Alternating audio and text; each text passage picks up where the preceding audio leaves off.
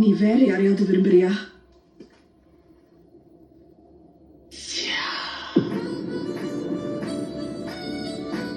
பார்த்த உடனே அந்த பொண்ணு அப்படியே 2 கையெடுத்து கும்பிடவும் தோணுதுல்ல, அது சாத்தியம்.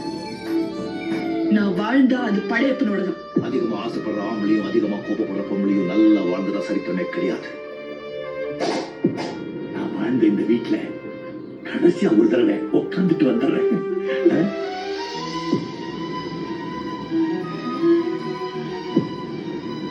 இப்பவும் சொல்றேன், உன்னை விட மாட்டேன்.